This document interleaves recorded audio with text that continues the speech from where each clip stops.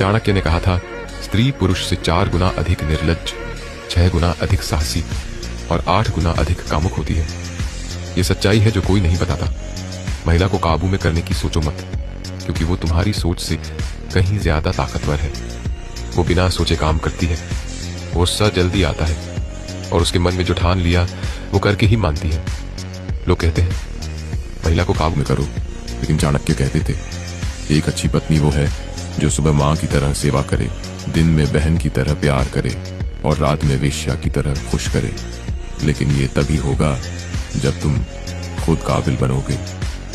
असली काबू, अपनी कमजोरियां छुपाओ, पैसा कमाओ, साम्राज्य बनाओ, क्योंकि निर्धन पुरुष की कोई नहीं सुनता, महिला भी नहीं। भावनाओं में मत बहो, क्योंकि प्यार भी पैसे के बिना नहीं टिकता। चाणक्य की नीति, महिला को काबू में करने के लिए खुद को काबू में करो, ताकत दिखाओ, सम्मान कमाओ, तब वो खुद तुम्हारे साथ रहेगी।